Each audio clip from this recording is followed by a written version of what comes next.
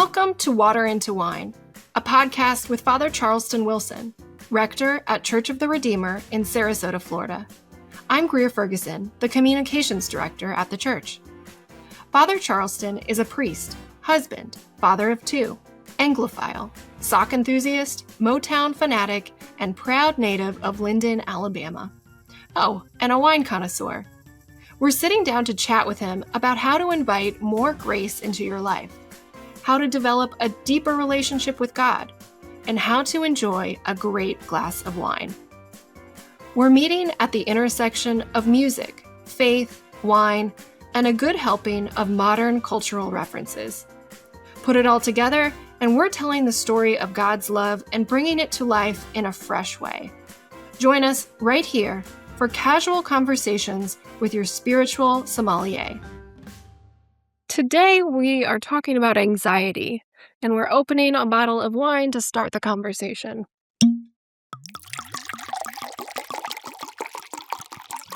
What are we drinking today, Father Charleston? Howdy, Greer.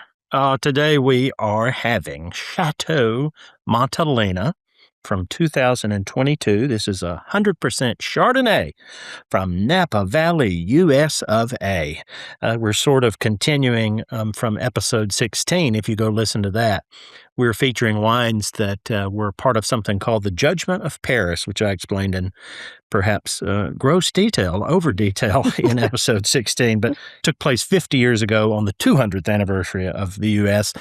And to make a long story short, probably should have said this in episode 16, these American wines won and beat French wines in a blind tasting for the first time. Watershed moment, the biggest, actually, wine event of the 20th century in the world. And last time we drank a red wine from the producer who made it, and now we're doing the white wine. So Chateau Montelena was at the Judgment of Paris in 1976. It was rated the highest ranked Chardonnay in the blind tasting. Wow. Beating the famous white Burgundies by a pretty big margin. Wow. Still family owned. And this wine it's kind of expensive, but it's when you have it, you're like, yeah, gotta have more. It's about $60. Special occasion wine, but worth the investment. And there's like a castle type thing on the label. Is there really a castle? That's what it looks like. Oh, wow. Yeah, it's in Calistoga, so sort of the north end of Napa. Yes, so ma'am. Pretty close to the winery featured in episode 16. Yep, just a few miles, really. Cool. Yep. Okay. So similar growing conditions. Similar, yes. Okay. All right. And why this wine for today's episode about anxiety? Well, I know I have not had this particular year, but this producer is known for the wines being, what they'll often say is it feels pinched when they're young. They're a little nervous. They're actually a little anxious. These are really age-worthy Chardonnays, and sometimes you need a little time in the glass, or more particularly some time in the bottle. This should be great. So this was 2022. It's had 4 years in the bottle, so it should drink beautifully. But really young, it can be a little anxious, frankly, and it's known for that because I don't want to get too technical this because we want to be 35,000 feet, but there was the huge trend in California Chardonnay that I did not like. The tape is not stuck. Did you not like it? I didn't like it. So you're saying you didn't like it when wines went way too much on something too oaky and buttery in the 90s and early 2000s, and it lost any semblance of the fruit and acidity and tension and vitality and beautiful structure of Chardonnay. Yeah. And they never fell for that. Okay. They have always avoided something called malolactic fermentation, which is a conversion of malic acid that gives it that buttery, oaky stuff. And they've always stuck more French style. Well, I shouldn't say French, more classical in style in Chardonnay, where you want the bright citrus to come through. It seems like there are still a lot of like butter forward. There's even a very, very, very famous one called butter. Yeah. In high-end hotels, you go in and it's on the list. Yeah. And people look at it and they just go for it. It's just too much. Yeah. It's just too much. But it must be still popular. I mean, it is. It's diminishing in popularity, but there's still people that swear by it. I have another question about this winemaker.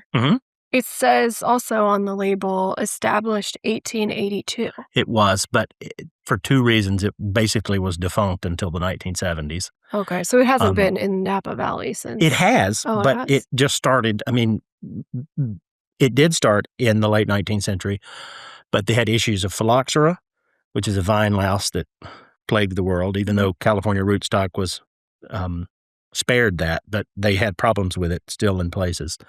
And then in the early 20th century, the problem of prohibition.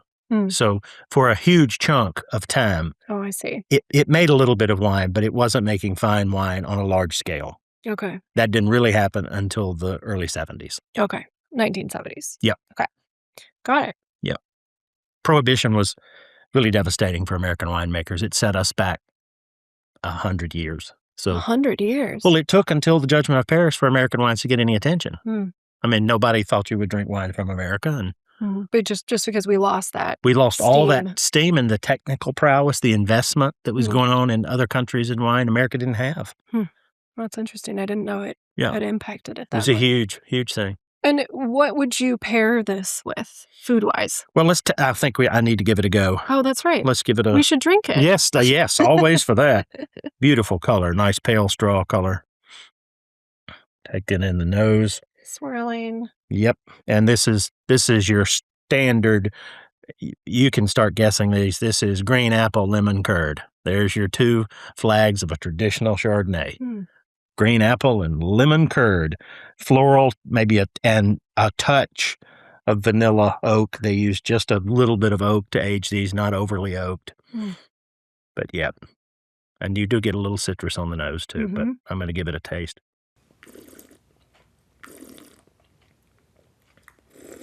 Oh, yes. Lovely, lovely, lovely, lovely. Bright. You know what I ate as a kid? Canned pears. Canned pears. I love a canned pear. I have a can in my cabinet right now. We would I do too, and I like to put a little dollop of Duke's mayonnaise on it and sliced cheddar cheese. What? It's a very Southern thing, actually. Wow. And it's like a little side dish unto itself, but I'm getting the canned pear on the tongue. Interesting. On the palate. Not just from a pear, canned pear. Canned pear. It actually has a little slant to the back end of it, which is probably coming from the oak. It's clean. It's got a nice, rich texture to it. Yeah. The acidity, which I like in my Chardonnays, it's there. Yeah. This is the antithesis of the oaky, buttery, even though there's some oak, it's the antithesis of, for example, butter Chardonnay. And you'd ask about food, scallops, crab cakes. My wife, Malaysia, made a fabulous pan-seared grouper last night, and I did a little take on Alain Ducasse has these new potatoes that are really easy to make, and they're tossed in a parsley sort of butter. And we put the grouper on top of it. Wow. That's what you guys make on a this would have been Wednesday night? Yes. Your average Wednesday night? Wow. It was a nice meal. It was quite decadent. Yeah. And the fishmonger actually, I guess it's technically stealing, and Malaysia needs to repent. They mischarged her. It was a lot less than it was supposed to be. Oh. She did, in her defense, she didn't know until she opened the package last night when we went to cook it, but she owes the money. And would this pair well with the boxed macaroni and cheese I made last night? No.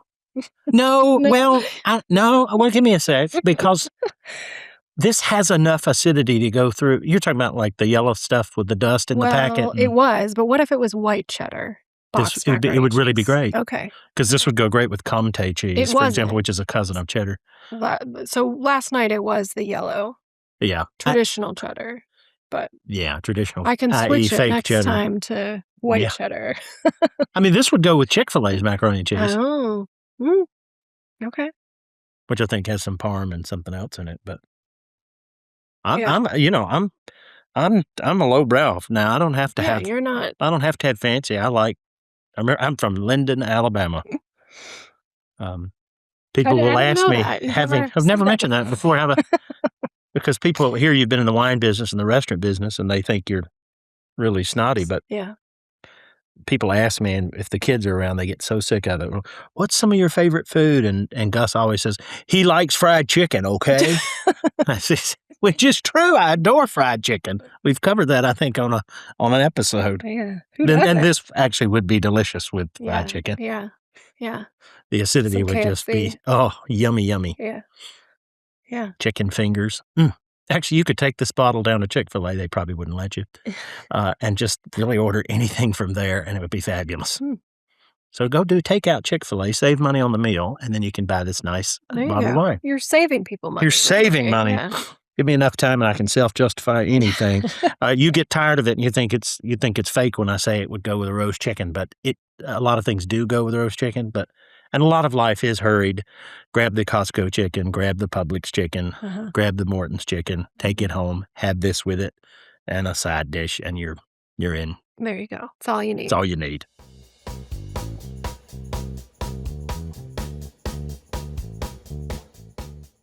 Well, as Father Charleston mentioned, our topic today is anxiety, and we are going to talk about how lots of people today face anxiety, some reasons why we might be anxious, and how we can find more peace in our lives.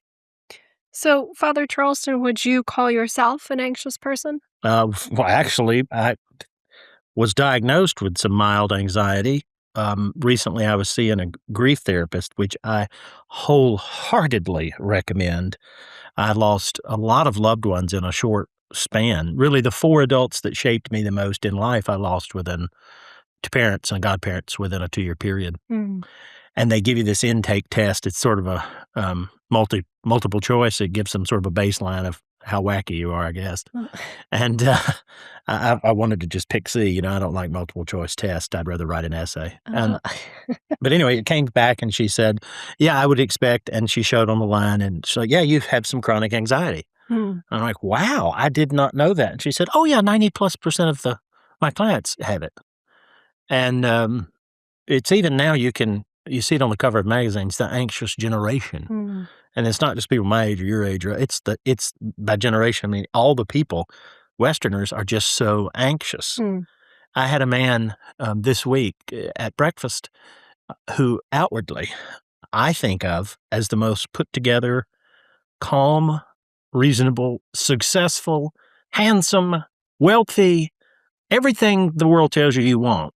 I look at this guy and he appears to have. Yeah, he's got. And then he tells me, he says, I need to talk to you. I have got and have suffered from years from crippling anxiety. And I hope I didn't have my mouth open like I do now. I was like, Shazam! Is what I was thinking because it really hit me. Yeah. So he's done a really good job of covering it up. But anxiety, what is anxiety? Maybe. I'm sure there's some clinical definitions, but I had an old priest, and I mean that lovingly. He had a long, fruitful, beautiful ministry. He went to high school with Moses, and he's still roaming the earth. And he told me one time, he said, Charleston, anxiety is taking a set of facts and projecting them into the future as if there is no God. And he'd clearly been in a lot of pastoral care settings where people were struggling with anxiety. So he had to come up with a good working definition, and I like it. Yeah.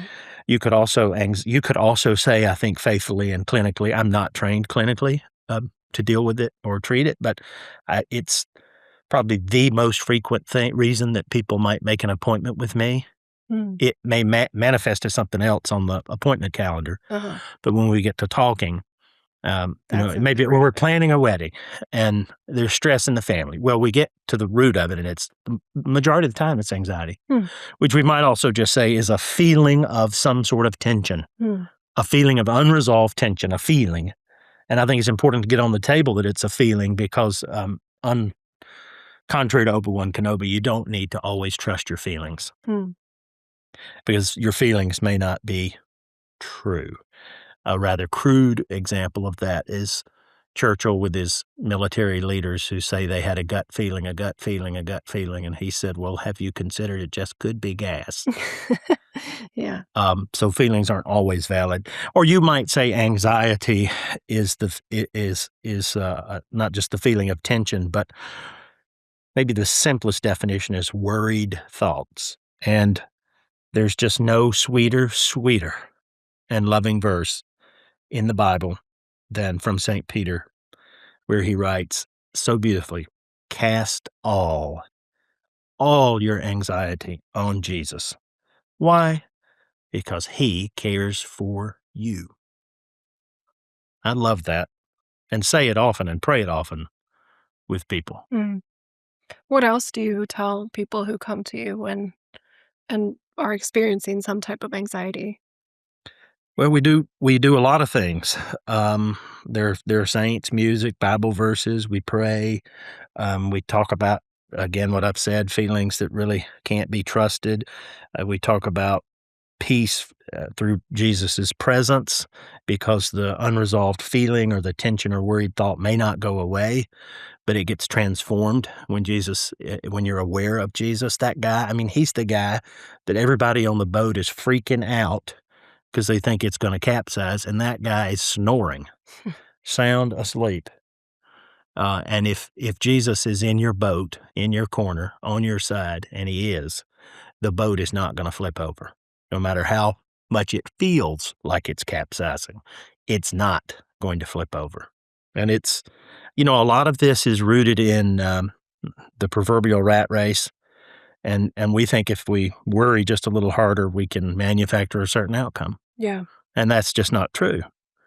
And that probably itself is rooted in that never-ending quest to prove something to God, that we've got to somehow measure up before he loves us. And we always get the cart in front of the horse with that one. We realize that he first loved us, as the scripture says, and then all of a sudden we find ourselves doing amazing things. We get it backwards. Um, it's James Beard has that, as in the James Beard Awards, the Oscars for the food world. People would come up to him on the streets. It's a true story. And he was easy to spot because he wore these very loud ties and weird hats and always was very dressy wherever he went, even on Subway. And they would say, all right, really tell us, what is your favorite restaurant? What is your favorite restaurant? He always said the same thing. He said, it's the same as yours. It's the one that loves you the most. And that is really fascinating because he was onto something there, that, as St. John says, because he first loved us. And I think the closer you can draw to that reality, that restaurant of your heart and soul, I think it is proven to reduce anxiety and stress. And it comes from a spirit of surrender. That's what St. Peter is saying when he's saying, cast your anxiety on him. Why? Because he cares for you. He loves you. I was driving home. I was driving home the other day, and I've talked about my drive home takes me through a stressful part of town. And I actually could feel myself getting a little anxious. I'm more in touch with it now since I was diagnosed with anxiety. And I could feel myself, the anxiety rising. And I passed, no joke, a florist. And I happened to look, and the sun was shining in the florist window. And there was a really lovely display of stargazer lilies, which I love because my grandmother loved stargazer lilies.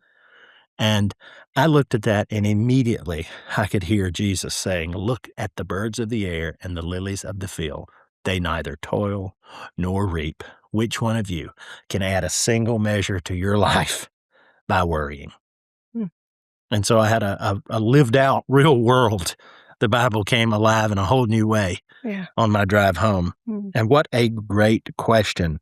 And which of you, by being anxious, can add a single hour to the span of your life? And of course, the answer is nobody.